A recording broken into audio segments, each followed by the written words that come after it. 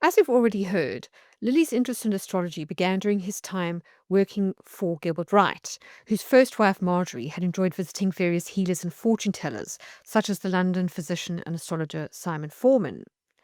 Lilly reveals in his memoir that Forman had also made a protective magical talisman for his late wife Ellen's first husband, which he had discovered amongst her possessions after her death. Made of angel gold, an old coin of high gold content, it contained various protective inscriptions and sigils, including the tetragrammaton and the names of several angels. Lilly was intrigued. At that time, the use of magical talismans was not at all uncommon as a way to ward off illness, bad luck, or negative energy, much like people today might use crystals or wear a necklace with sacred inscriptions or holy symbols on it, such as the crucifix. This practice can be traced to the Picatrix, a Persian handbook on practical magic with links to far older works, including the Greek magical papyri, and in turn Babylonian astral magic, that had been reintroduced to Renaissance Europe after being translated from Arabic into Latin, and had become more widely accepted in Western esoteric circles, thanks to scholars like Marsilio Ficino, who popularized the notion of what he called natural magic. And indeed, one of the previous owners of Lilly's copy of the Picatrix, which is now in the British Library, is known to have been Simon Forman, the very same man who constructed Ellen's talisman. Lilly, in turn, would pass it on to his friend Elias Ashmole when he became interested in the subject, and Lilly grew tired of dabbling in what he termed the black arts. Lilly, for his part, went through a phase of experimenting with various esoteric practices and traditions, including the summoning of spirits using invocations, as well as talismanic magic, but would eventually settle on astrology as his main interest, once he had satisfied for himself the question of whether there was any verity in the art or not, and mastered it sufficiently to make sound prognostications of his own.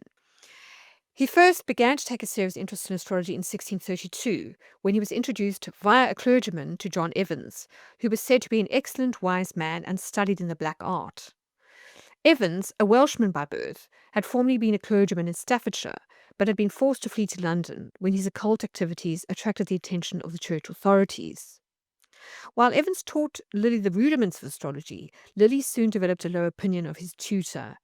Eventually, they parted company when Evans misrepresented the astrological facts to a client in order to please her. Thereafter, Lilly continued his studies on his own, building up a comprehensive library of classic texts. Having perfected the art through a mixture of self-study and practice, Lilly began to offer private consultations and teach astrology in 1634.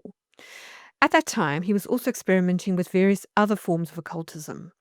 His autobiography contains many descriptions of talismanic magic, crystal gazing, the invocation of spirits, and other incredibilia during this period. However, perhaps because by then he had married his second wife, who he later described as being of the nature of Mars, or because of his busy consultation schedule, Lilly's health appeared to decline in around 1635. He wrote in his memoirs that around that time he became very much afflicted with the hypochondriack melancholy, growing lean and spare and every day worse.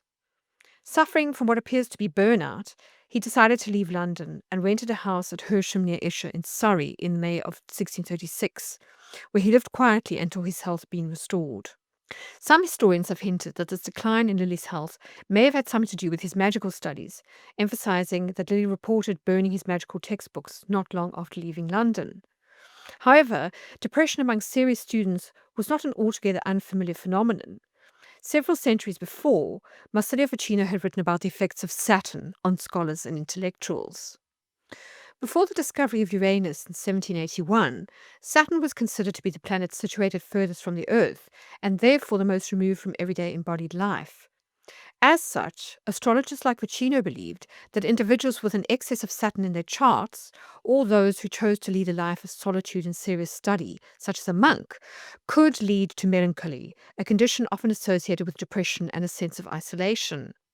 Ficino himself had been born under Saturn's influence, and saw this planetary force as both a source of wisdom and a potential burden. In his personal correspondence, he would sometimes lament the fact that his ascendant was Saturn-ruled, and that Saturn was also rising at the time of his birth, something he saw as both a blessing and a curse. He believed that his own astrological makeup contributed to his introspective nature and scholarly pursuits, but that this heavy planet was also to blame for his melancholic temperament.